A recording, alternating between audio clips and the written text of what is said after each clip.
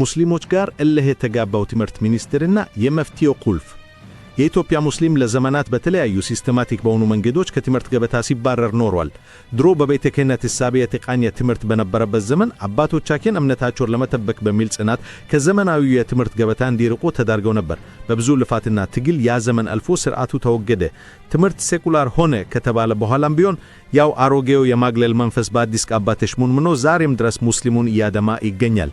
በየትምህርት ቤቱ ሙስሊም ተማሪዎችን በሂጃብ በሶላትና በጺም ሰበብ ማሸማቀቅና ከትምህርት ማግለል የዕለት ተዕለት ተግባሩ አድርጎ ይዞታል።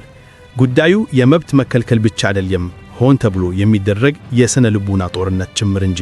ተማሪዎችን ለማስጨነቅና ሞራላቸውን ለመጉዳት ታስቦ የፈተና ወቅት የሚመረጠውም በጥንቃቄ ነው። ወይ የሙስሊሞች በዓል ቀን ወይ ደግሞ የኢድ ማግስት አሊያም ከኢድ አንድ ቀን በፊት በማድረግ ተማሪው በተረጋጋ መንፈስ እንዳይፈተን ይደረጋል። ይህ የአጋጣሚ ስህተት ሳይሆን ተማሪው በትምህርቱና በእምነቱ መካከል እንዲላላ ታስቦ የሚሰራ የነርቭ ጨዋታና ሸፍጥ ነው። በሂጃብና በመሳሰሉ እስላማዊ መገለጫዎች ላይ ግልጽ አቋም እንዳላቸው የሚታወቁት የትምህርት ሚኒስትሩ ብርሃኑ ነጋ ኢስላም ጠልነታቸው ሲጋለጥና ወቀሳ ሲበዛባቸው የሚሰጡት መልስ ደግሞ ይበልጥ የሚያንገበግብ ነው። አያቴ ሙስሊም ናት፣ ጎረቤቴ ሙስሊም ነው፣ የሙስሊም ሽሮ በላለው ሙስሊም ጠላ አይደለሁም የሚሉ የህፃን ጨዋታ የመሰሉ አስቂኝ መልሶችን እየሰጡ ያልፋሉ።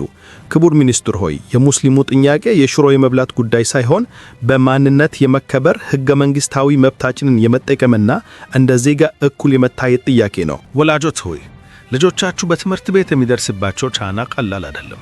በእንዲህ አይነት ፈታኝ ወቅት ከጎናችሁ ቁሙ። ዲንህን ጠብቅ፣ ትምህርትህንም ጠንክረህ ተማር። ኢስላም መከበሪያህ ነው ብላችሁ አበረታቷቸው። የነገ ተስፋዎቻችሁ እንዳይጎዱ ደግፏቸው። ጀግናው ሙስሊም ተማሪ ሆይ ይህ መልእክት ላንቺ ነው። ጠላቶችህ የሚፈልጉት ተስፋ ቆርጠህ እንድትወጣ፣ ትምህርቱን እንድትጠላና ከእውቀት ማዕድ እንድትርግ ነው። አደራህን እንዳታደርገው።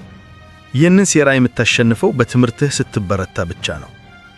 ዛሬ በሂጃብሽ የምትሸማቅቂ እህቴ ነገ የዚህን አገር ፖሊሲ የምትቀይሪው አንቺው ነሽና እንባሽን ተርገሽ አጥኒ። ዛሬ በስምህና በዲንህ የተገፋኸው ወንድሜ ነገ ይህንን ኢፍትሃዊ ተቋም የምትመራውና የምታስተካክለው አንተ ነህና በንዲት ሳይሆን በወኔ አጥና። ቁጭትህን ወደ ስኬት ቀይረው። እምነትህንም እንደያዝክ ማንነትህንም እንደጠበቅ የእውቀትን ጫፍ ጨብደጥ። ከትላልቅ ሚኒስቴር መስሪያ ቤት እስከ ጠቅላይ ሚኒስትርነት የመድረስ ህልም ሰንቀህ ተማር። ዛሬ በሩን የዘጋህብህን ተቋም ነገ ቁልፉን በእጅህ ጨብደህ ለትውልድ ፍትህን የምታሰፍንበት ጊዜ ሩቅ አይደለም። ተማርና ቦታውን ተረከብ።